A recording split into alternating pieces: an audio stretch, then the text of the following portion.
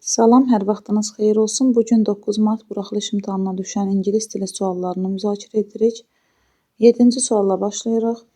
My friend and his cousin, hər iki nəfərdən söhbət gedir, cəmdədir. Düzgün cavabımız A variantı. Have been reading the same books for a week. Eyni kitabı bir həftədir ki, oxuyurlar. 8-ci suala keçirik. Düzgün cəm isimlər plural nouns. Cəm isimlər istəyir bizdən. Düzgün cavabımız C variantıdır. Woman və trousers. 9-cu sualda düzgün bizdən adjektiv, yəni sifət istəyir. Əz bağlayıcıları arasında biz adi dərəcə işlətməliyik. Düzgün cavab 9-da Y variantı.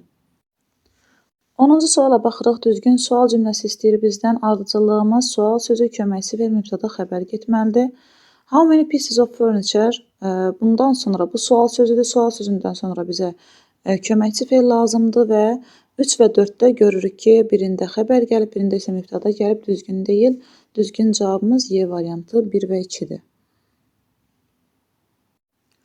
11-ci suala baxırıq. Today the weather is fine. Bağlayıcı istəyir bizdən. Bugün hava yaxşıdır. The students are going for a walk. Şagirdlər isə gəzintiyə çıxırlar.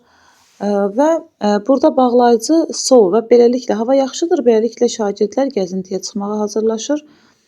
Digər variantlar uyğun gəlmir. So B variantı düzgündür. 12-ci suala baxırıq. We got to package and görürük xəbərimiz cəmdədir. Cəmdədirsə artıq biz burada both götürə bilərik. Hər ikisi digərləri xəbəri təkdə istəyirdi. Və no-dan sonra isə of gəlməzdi. None of them ola bilərdi. 13-cü sualımız kompleks obyekt mürəkkəb tamamlıqdır. No one expected the producer. Deməli, expect 3-cü qrup fe'limizdir. 3-cü qrup fe'limiz isə to-lu istəyir fe'li. Ona görə Y variantı düzgündür. 14-cü sual modal fe'ldir. As his English is excellent. Onun ingiliscəsi yaxşı olduğuna görə he find a good job. O ingiliscəsi yaxşıdırsa, deməli, yaxşı bir iş tapa bilir və yaxud da tapa biləcək. Ona görə inkarları çıxır. Ümumiyyətlə, hasn't versiyası da yanlış idi. C və D variantları çıxılır. A-da isə hasn't to-su yoxdur. Ona görə 14-də Y variantı doğrudur. 15-ci sualda bizdən düzgün sözünü istəyir və hər iki cümləyə uyğun gəlməlidir. Və burada isə of sözünü işlədəcəyik. Proud of, afraid of hər ikisinə uyğun gəlir. 16-cı suala baxırıq. Definition. Donate, iyanə vermək, bağışlamaq, value dəyərləndirmək, defend isə müdafiə etmək deməkdir. Baxırıq A variantında protect, qorumaq, defend-ə uyğun gələcək. B variantında give something, nəsə vermək, bağışlamaq, iyanə vermək, birə uyğun gələcək. Və C variantında isə to think that somebody or something is important, düşünmək ki, kimsə və yaxud da nəsə önəmlidir və bu da dəyərləndirmək, dəyər verməkdir. Bu isə 2-yə uyğun gələcək. Düzgün cavab C variantıdır. 17-ci sualda bizdən düzgün passive voice məchul növ istəyir. How do you make vanilla ice cream? Vanilli dondurmanı necə düzəldirsən? Cümləmizdə do istifadə edilib, indiki zamandır, ona görə A variantını çıxırıq. Sonra baxırıq Y variantında ardıcıllıq düzgün deyil, Y variantını çıxırıq. Ice cream təkdədir, C variantını çıxırıq, A olmaz burada. Və is ilə birlikdə bin də işlədilməz, ona görə D variantını çıxırıq. Düzgün cavabımız B variantı. 18-ci sualda bizdən düzgün artikel istəyir. Biz bilirik ki, by-bus ifadəsi var. Nəqliyyat vasitəsilə bayın arasına, əgər həmin vasitəsilə, nəqliyyat vasitəsilə harasa getməkdən söhbət gedirsə, artikel daxil edilməməlidir. Ona görə Y variantını ilk başdan götürə bilərik və go to school, biz bilirik ki, məktəbin binasından yox, təhsil almaqdan söhbət gedirsə və uşaqlar da ora təhsil almağa gedirsə, heç bir artikla ehtiyac yoxdur. Ona görə düzgün cavab 18-də Y variantı. 19-cu suala baxırıq. Quantifiers-də my first day at work was not very good. Mənim məktəbdə ilk günüm çox da yaxşı deyildi.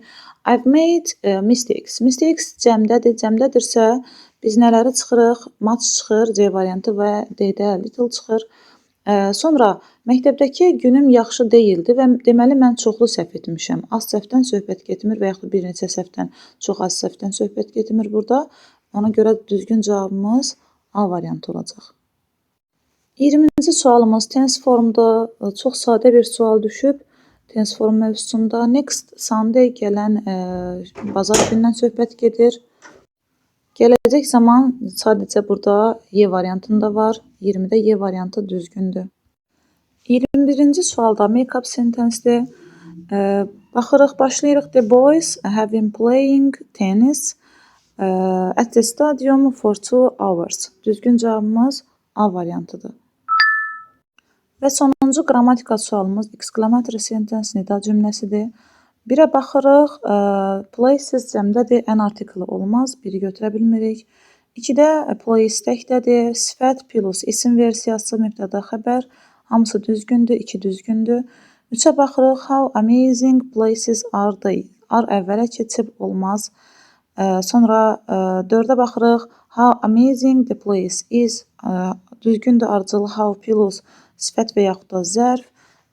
Sonra isim və yaxud da mübtəda xəbər ardıcıllığı düzgündür və Z artiklda isim olduğu üçün arasına daxil olub, bu tamamilə doğrudur.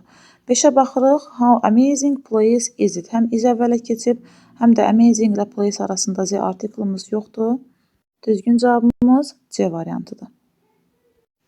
Bu qədər uşaqlar, hər birinizə uğurlar arzu edirəm.